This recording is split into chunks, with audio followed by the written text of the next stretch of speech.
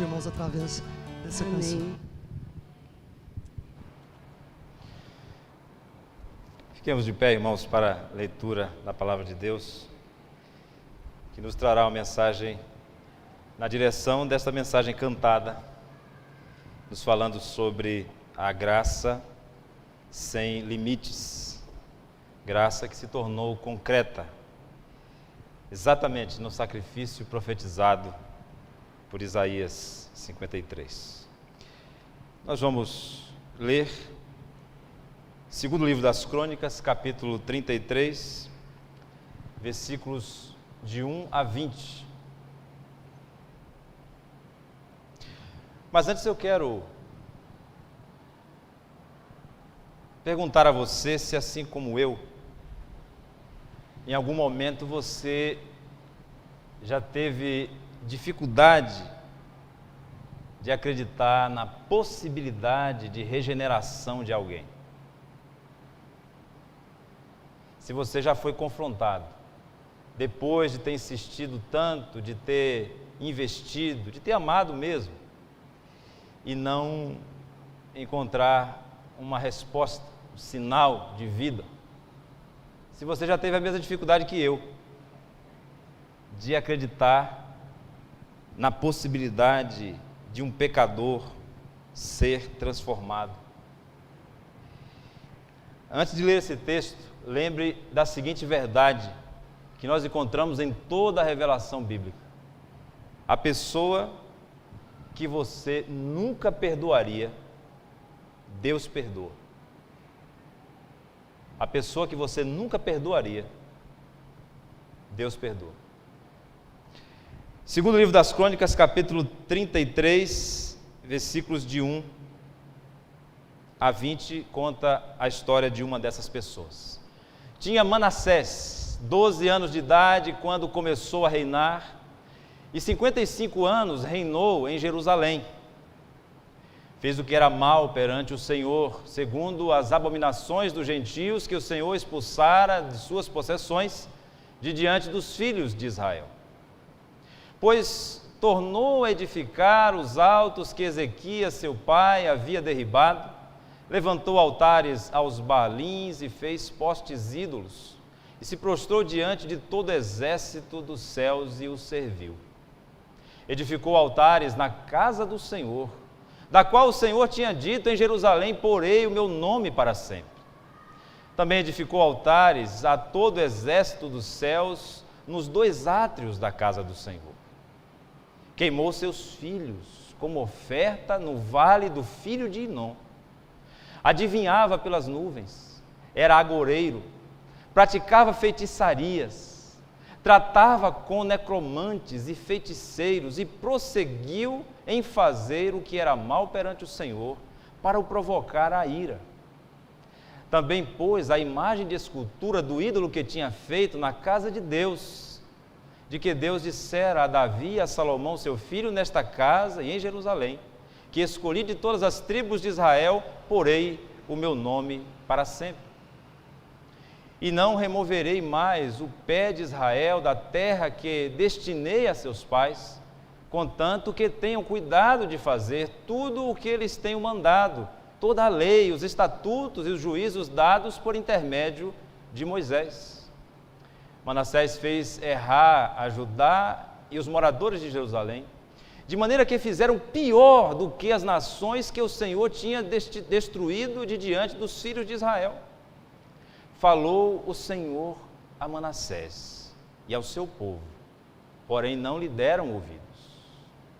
Pelo que o Senhor trouxe sobre eles os príncipes do exército do rei da Síria, os quais prenderam Manassés com ganchos, amarraram-no com cadeias e o levaram à Babilônia. Ele, angustiado, suplicou deveras ao Senhor, seu Deus, e muito se humilhou perante o Deus de seus pais. Fez-lhe oração, e Deus se tornou favorável para com ele. Atendeu-lhe a súplica e o fez voltar para Jerusalém, ao seu reino. Então reconheceu Manassés que o Senhor era Deus. Depois disso edificou um muro de fora da cidade de Davi, ao ocidente de Gion, no vale, e a entrada da porta do peixe, abrangendo Ofel, e levantou muito alto. Também pôs chefes militares em todas as cidades fortificadas de Judá. Tirou da casa do Senhor os deuses estranhos e o ídolo, como também todos os altares que edificara no monte da casa do Senhor e em Jerusalém, e os lançou fora da cidade. Restaurou o altar do Senhor, sacrificou sobre ele ofertas pacíficas e de ações de graças, e ordenou a Judá que servisse ao Senhor, Deus de Israel. Contudo, o povo ainda sacrificava nos altos, mas somente ao Senhor, seu Deus. Quanto aos mais atos de Manassés e a sua oração ao seu Deus, e as palavras dos videntes que lhe falaram no nome do Senhor, Deus de Israel, eis que estão escritos na história dos reis de Israel. A sua oração, e como Deus lhe se tornou favorável para com ele, todo o seu pecado, a sua transgressão e os lugares onde edificou altos e colocou postes ídolos e imagens de escultura, antes que se humilhasse, eis que tudo está na história dos videntes. Assim, Manassés descansou com seus pais e foi sepultado na sua própria casa, e Amon, seu filho, reinou em seu lugar. Podeis assentar, que Deus nos dê a graça de compreender a sua palavra.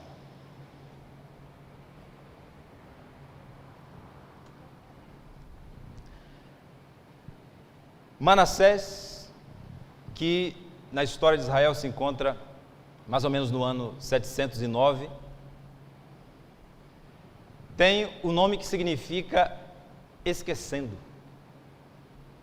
porque ele representa o quanto o povo de Israel se esqueceu da lei e de todas as instruções e orientações que Deus havia deixado através de Moisés. Manassés foi o mais perverso rei de Israel, ou, falando especificamente, da tribo de Judá, o reino do sul. É tanto que, segundo o livro dos profetas, ou os livros do profetismo, nós encontramos, por exemplo, o profeta Jeremias atribuindo a Manassés o cativeiro babilônico. Vejam comigo, Jeremias, capítulo 15,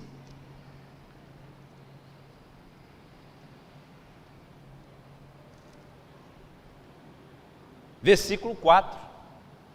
Jeremias 15, 4 diz: entregá-los-ei para que seja um espetáculo horrendo para todos os reinos da terra. Aqui o profeta está falando do cativeiro babilônico.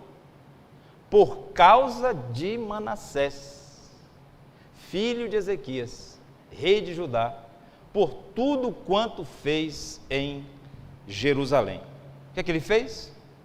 Apostasia, que significa o abandono da fé, e muito além disso, a profanação do templo do Senhor, não só a tolerância da idolatria em regiões do seu governo, sob o seu governo, mas trazendo estes ídolos e estes rituais para dentro do templo do Senhor, e além disso, substituindo a adoração a Deus pela adoração a estes ídolos.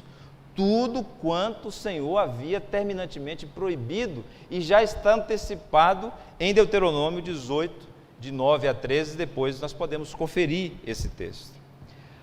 Os estudiosos associam essa atitude de Manassés a uma estratégia política, porque a Síria, como nós estamos acompanhando na leitura do livro de Isaías, estava expandindo o seu império, e Manassés, então, que, segundo os pesquisadores, já foi arrolado entre os reis que os imperadores assírios listavam como aqueles que eram vassalos, subservientes, Manassés, então, pode ter usado como estratégia adotar a religião dos assírios, uma vez que eles as impunham, para que ganhasse espaço e tivesse como ser mantido no poder. Mas a visão bíblica não aceita que a causa tenha sido só essa. De fato, a maldade foi muito além do âmbito político. Como nós vimos, meus irmãos, Manassés se tornou um bruxo. E além de abandonar a fé de Israel, além de substituir a adoração a Deus pela adoração aos ídolos pagãos, ele até mesmo sacrificou filhos, sacrificou crianças. De novo, em Deuteronômio, também está previsto que esta prática, que era comum entre os cananeus, e essa é uma forma da gente entender por que Deus não autorizou a tolerância para o convívio com os cananeus. 2 motivos: a prostituição cultual, o fato de que os cultos a Baal e aos deuses daquela região eram feitos através de sacerdotisas que eram prostitutas, e isso atingia a família e, portanto, comprometia toda a continuidade do pacto de Deus com os patriarcas, que se deu através de famílias. E, em segundo lugar, o sacrifício de crianças. Até mesmo entre os pagãos, essa prática era abominável. Historiadores gregos e romanos, por exemplo, diziam que isso deveria ser extirpado, e de fato os romanos acabaram com essa prática, quando destruiu a influência dos cananeus no norte da África, em Cartago. Vejam, meus irmãos, nós estamos falando de uma prática que era rejeitada, reprovada e abominável para os pagãos. É por isso que o texto que nós lemos diz que Manassés acabou se tornando pior do que aqueles povos. Agora, nós temos um detalhe que faz toda a diferença. Nesse texto que nós lemos, em 2 Crônicas, nós temos até o versículo 9, praticamente o mesmo texto que está no livro de 2 Reis. Praticamente 2 Reis 21, de 1 a 18. Só que o livro das Crônicas acrescenta a parte que nós temos a partir do versículo 10 em diante, especialmente a parte que nós chamamos de a conversão de Manassés. E aqui a gente começa a entender algo que é de uma profundidade desconcertante e que nos leva àquela questão inicial: como é que nós vamos nos posicionar diante da possibilidade de regeneração de alguém? Na comparação, então, com Reis e Crônicas, o que nós temos é o seguinte: Crônicas é posterior, os últimos escritos, praticamente, do Antigo Testamento. Então, nós temos uma teologia amadurecida, e nós temos uma interpretação do mesmo fato, numa outra perspectiva. Então, na comparação é o seguinte: o autor ou os autores dos livros das Crônicas coloca o foco no resultado imediato, na mudança experimentada pela pessoa de Manassés, enquanto que os autores dos livros dos reis estão com o foco nas consequências daquela atitude, daquele comportamento para a nação como um todo. Então tem uma diferença de foco. Mas isso não é tudo. A grande questão é a frase que nós encontramos aqui em Crônicas, quando nós vemos que Deus se tornou favorável, versículo 13. Deus se tornou favorável a Manassés quando este se humilhou diante do Senhor. O que nós vamos encontrar em Crônicas é o perdão de Deus para Manassés. É a graça de Deus para Manassés. É uma graça sem limites, porque Manassés ultrapassou todos os limites. É por isso que nós podemos dizer que a graça de Deus é sem limites, porque até onde o pecado pode nos levar em termos de degeneração, a graça de Deus é capaz de suplantar, de ir além. Contudo, fica também a mensagem do livro dos reis. As consequências dos atos praticados por Manassés foram sofridas por toda a nação, a ponto do profeta Jeremias dizer que Manassés era a causa do cativeiro. que é que nós aprendemos aqui, meus irmãos? Então, nós aprendemos que Deus perdoa o pecador que se arrepende. E a sua graça é infinita, ela é sem limites, ela ultrapassa tudo que o pecado destruiu. Mas isso não quer dizer que as consequências daqueles atos praticados serão suspendidas, serão retiradas, serão anuladas. Deus nos perdoa, mas nós devemos sim estar preparados para administrarmos as consequências. Inevitavelmente eu volto a lembrança para o nosso trabalho na Floramar, porque sem essa mensagem da palavra de Deus, nós não podemos entrar naquele presídio. Porque quando nós adentramos aquele presídio, o que nós dizemos é o seguinte, eu já disse várias vezes aos presos: vocês aqui estão no limite do que a sociedade, tal como nós a organizamos, estabeleceu para alguém que comete crimes.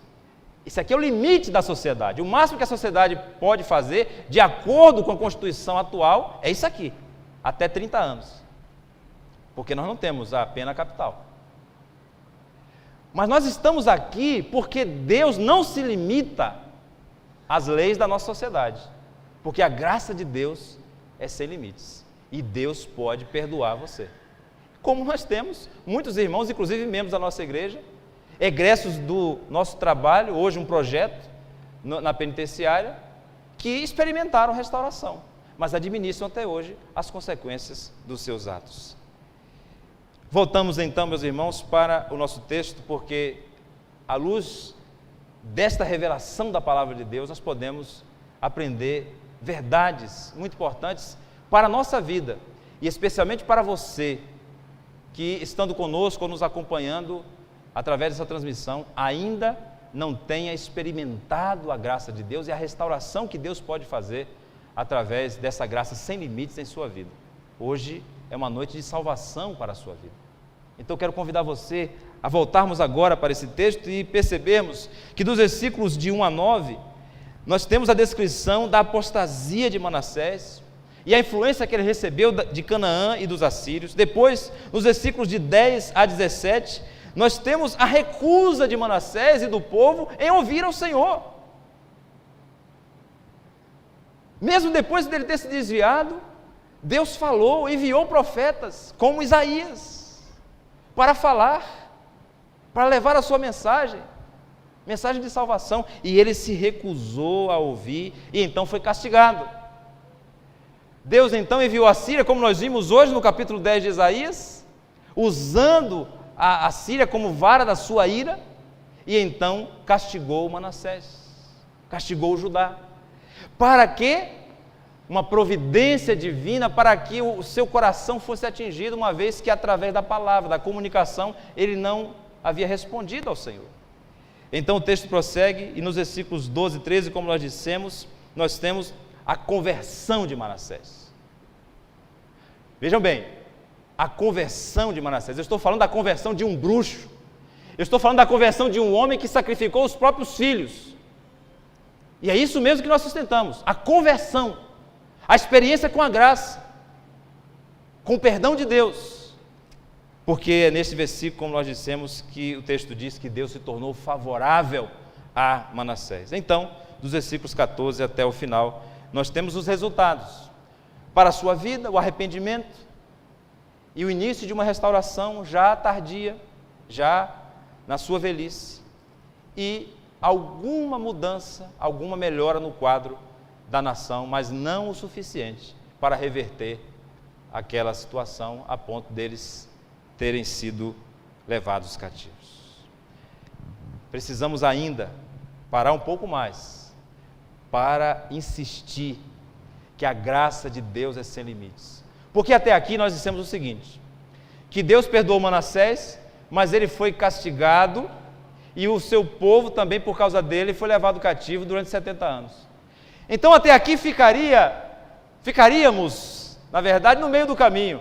Não, tudo bem, dá para entender a lógica, né?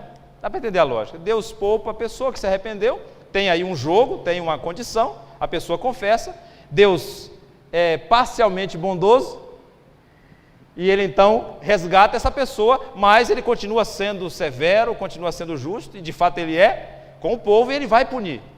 Sim, tudo certo. Mas até as consequências, Deus vai reverter. E é o que nós encontramos, meus irmãos, em Mateus capítulo 1, versículo 10. Nos encontramos de novo com Manassés, não mais vivo, apenas a citação do seu nome, num lugar que de fato nós somos surpreendidos pela graça de Deus. Onde é que Manassés está? Na genealogia de Jesus. Está na lista daqueles que são antepassados do Rei Messias, o Salvador. E o que isso nos diz? Isso nos diz que Deus pode reverter o quadro pessoalmente, nos ensina com as consequências dos nossos erros, mas no fim Ele vai retirar inclusive toda a maldição. É o que diz Gálatas, capítulo 3, versículo 13. Gálatas, epístola de Paulo aos crentes da Galácia, capítulo 3, versículo 13. Cristo nos resgatou da maldição da lei, fazendo-se Ele próprio maldição em nosso lugar, porque está escrito: maldito todo aquele que for pendurado no madeiro. Nós poderíamos dizer, Manassés, que homem maldito, que homem amaldiçoado.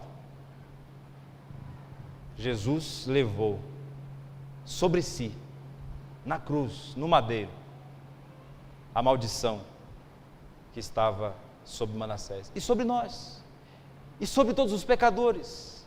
Levou sobre si, e assim, meus irmãos, nós estamos agora diante de uma graça sem limites. Não paramos no limite pessoal. Deus está regenerando não só Manassés, sua história pessoal, sua família, mas a nação, toda a humanidade e todas as coisas. É uma graça sem limites, ou seja, não é apenas um conceito, não é apenas uma doutrina, não é apenas matéria para pregação, é uma visão da vida, é uma forma de viver, é uma postura diante da vida. A graça é muito mais. A graça é a razão pela qual nós estamos aqui, porque sem a graça de Deus nós já teríamos sido destruídos. No primeiro momento que o nosso primeiro pai, os nossos primeiros pais desobedeceram a Deus, se rebelaram contra Deus, bastava isso. Bastava que Ele decretasse a nossa inexistência e recriasse de novo e fizesse outra vez, mas não, Ele nos manteve vivos. Então nós estamos diante da graça como sendo essa disposição de Deus de nos sustentar depois de ter nos criado, para revelar a sua graça em nossa vida. Você é convidado nessa noite a mudar a sua visão diante do mundo e da vida, a olhar de uma forma diferente para você. Nós trazemos aqui pela palavra de Deus a história de Manassés para que cada um de nós possamos nos ver no espelho, para que nós possamos olhar para o outro dessa forma. Não existe pessoa imperdoável para Deus. Essa é a verdade da palavra de Deus. E para nós, agora precisamos nos ajustar. E precisamos entender, meus irmãos, que essa graça ilimitada, para todo aquele que decide receber esse perdão de Deus, que suplica humilhado diante de Deus, é uma graça que vai além da degeneração. Não negamos a degeneração, não negamos a justiça de Deus, não negamos a lei de Deus, a lei eterna de Deus, a lei moral eterna de Deus. Não negamos que Deus é santo, não negamos que Ele é justo, não negamos que o pecado é terrível e que será punido, que será julgado. Mas o que estamos dizendo é que a graça de Deus é esse favor do Senhor que vai além de tudo aquilo que nós podemos fazer de autodestrutivo com nós mesmos, conosco mesmos.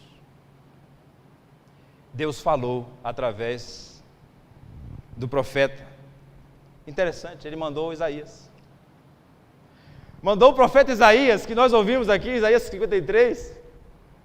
E sabe o que Manassés fez com Isaías? Cerrou ao meio.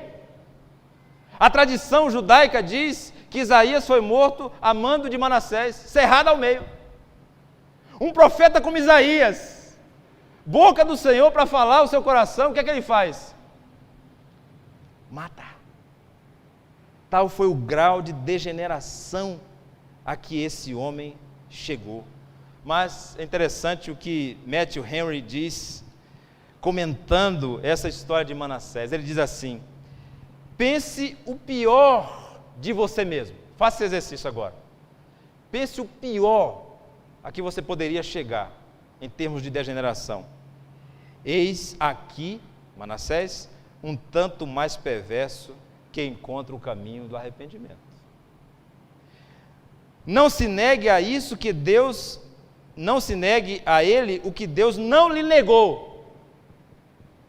Deus lhe foi favorável. Não é seu pecado senão a sua impenitência o que fecha para você a entrada no reino dos céus.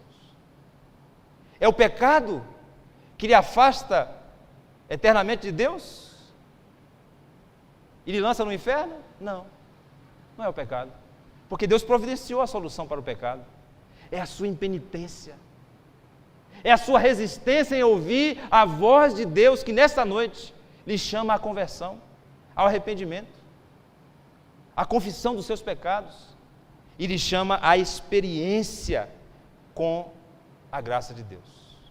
Nós já podemos dizer que até aqui a palavra de Deus nos confronta com uma visão tão limitada, podemos dizer até tão mesquinha, de que nós classificamos as pessoas, nós separamos as pessoas a partir de classe social, de nível de escolaridade, e nós chegamos até a dizer, por exemplo, que bandido bom é bandido morto. Nós chegamos a dizer, como eu já ouvi, seria melhor preparar uma bomba, instalar na Floramar e explodir tudo aquilo lá, todo mundo junto.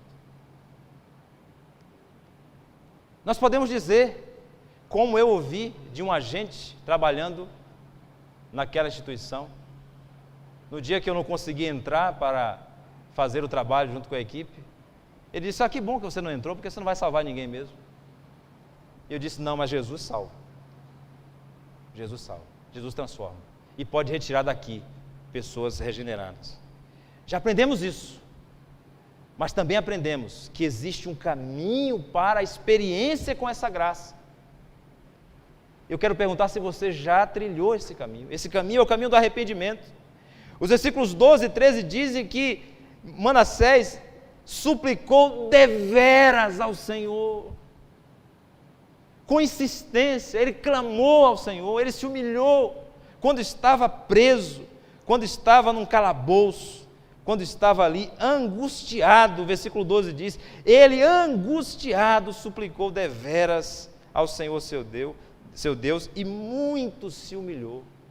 É claro que a graça de Deus não está condicionada à quantidade de vezes que ele orou, ou à intensidade, mas isso mostra um fruto, um efeito que o arrependimento gera em nós, que é a confissão de pecados, que é a súplica pelo perdão de Deus. E Manassés fez isso. Eis aqui o caminho para que você nesta noite experimente essa graça sem limites. Deus então atendeu ao pior pecador que nós temos registro na Escritura Sagrada, quando ele se humilhou e suplicou pela restauração da sua vida. Isso mostra que Manassés ainda não tinha a sua consciência totalmente consumida, totalmente cauterizada. E nós nos enganamos, porque quando nós estamos diante de um caso, por exemplo, de uma pessoa violenta, de um bandido, nós facilmente, até mesmo por uma questão de segurança, queremos dizer: não, isso daí não tem jeito. Não tem jeito. É o que, por exemplo, nós vemos alguns estudos, como eu pude acompanhar um, no Rio Grande do Sul, numa das nossas universidades federais, um estudo já avançado que tenta associar um problema genético com essa questão da violência, esse perfil do serial killer, ou seja, que a pessoa nasceria com a predisposição genética. Mas vejam, nós estamos diante da graça de Deus sem limites, do poder de Deus que é capaz de transformar, inclusive fazendo milagre. Se houver, se algum dia ficar provado. Mas nós, apressadamente, queremos encontrar uma forma de dizer essa pessoa já está totalmente degenerada. Deus pode preservar no coração, na consciência dessa pessoa, o mínimo suficiente para que ele possa clamar, para que ele possa pedir a Deus que lhe perdoe. Foi isso que aconteceu. Como no próprio segundo livro das Crônicas, Salomão já havia no capítulo 6, nós poderemos ler depois, versículos 36 a 39, de alguma forma profetizado no período da inauguração do templo, que quando acontecesse isso, e o povo se humilhasse e se convertesse, Deus perdoaria. E essa foi a oração de Salomão na consagração do templo ao Senhor. Já estava ali a palavra de Deus prevendo essa possibilidade de experiência com a graça de Deus. Não duvide do amor de Deus e da graça de Deus que pode restaurar a sua vida. Nós só estamos aqui como igreja do Senhor porque nós tivemos uma experiência com a graça de Deus. Você poderia dizer também, apressadamente, como muitos dizem, não, essa pessoa está totalmente controlada por Satanás. Não é uma questão genética, não é uma questão da história de vida, porque cresceu em meio ao crime, mas é porque Satanás está usando a sua vida, então não tem como, ele já está totalmente sob o controle de Satanás. Entenda bem, tem algo que Satanás teme, até mesmo mais do que o poder de Deus, porque ele conhece o poder de Deus, ele é criatura, ele foi criado por Deus, então ele conhece o poder de Deus, mas tem algo que ele teme, que é o amor de Deus, porque ele sabe que para o amor de Deus não tem limites, e o amor de Deus pode penetrar no coração de qualquer pecador, e ele não pode fazer nada, porque esse é o nosso Deus, um Deus incomparável, um Deus inigualável. Enquanto os deuses da época em que a palavra de Deus foi escrita eram deuses vingativos, deuses cruéis, que na verdade eram muito volúveis e mudavam o seu humor, então precisavam ser adulados. Deus não. Deus tem um caráter imutável e Ele nos ama desde a criação. E Satanás não pode fazer nada contra o amor de Deus. O amor de Deus está na essência do seu próprio ser. Você já experimentou essa graça? Você já se prostrou diante do Senhor e se humilhou? Você já sentiu angústia pelo seu próprio pecado? Creia que quando você faz isso, você tem acesso livre a uma graça sem limites. E você pode experimentar o que Manassés experimentou, já de forma tardia, talvez com mais de 67 anos de idade, pela cronologia que nós encontramos aqui, já na velhice, uma oportunidade de viver com dignidade. Agora pense comigo, alguém que fez o que fez, que se rebelou contra Deus e praticou coisas abomináveis diante dele, experimentou a sua graça e agora precisa conviver com este passado. E agora precisa viver uma restauração que vai pôr diante dele todos os dias as marcas de tudo aquilo que ele fez. A lembrança dos filhos que ele apresentou em sacrifício, das pessoas que ele mandou matar, inclusive profetas. Mas essa graça que está acessível a você no momento que você se arrepende, é a mesma graça que vai lhe dar condição de conviver com as consequências dos seus erros, que vai lhe ensinar a viver de uma forma que agrada a Deus. Creia que essa graça é abundante. Leia comigo Romanos capítulo 5, versículo 20. E creia que essa graça não se limita apenas ao ato da salvação, quando você crê, se arrepende e confessa, mas essa graça continua sustentando a sua vida, a sua nova vida. Romanos 5:20 diz: sobreveio a lei para que avultasse a ofensa. A lei revela o pecado.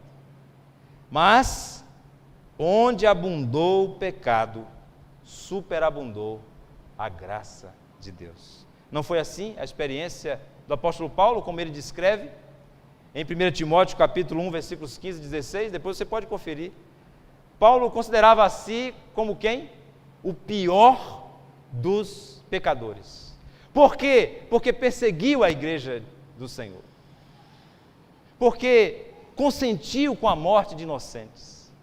Mas Deus restaurou sua vida e o transformou num missionário, alguém que afirmou o que nós acabamos de ler, que a graça de Deus é superabundante diante do pecado. Assim eu quero convocar toda a igreja a orar e a você que ainda não entregou sua vida ao Senhor, a refletir profundamente nesse momento. Eu quero dizer a você que o Evangelho que você acaba de ouvir é exclusivo. É uma mensagem que nunca havia sido conhecida na história da humanidade. Um Deus que perdoa o pior dos pecadores. Um Deus de graça sem limites. Uma graça que, muito embora não anule nem contradiga a sua justiça, é uma graça superabundante, que tem poder para restaurar a sua vida. Quero convidar você a cantarmos juntos o hino 25 do HCC, um hino que exalta a fidelidade de Deus, o quanto esse Deus é grandioso, esse Deus é amoroso para conosco. E enquanto você ouve este hino, reflita sobre a sua condição diante de Deus. Se você não tem resistido ao chamado de Deus para entregar a sua vida a Ele, durante esse hino, ore ao Senhor, suplique ao Senhor o perdão. Ao final desse hino, eu quero orar com você, que fez uma oração semelhante à de Manassés, entregando ao Deus que é fiel a sua vida, confiando na sua graça sem limites.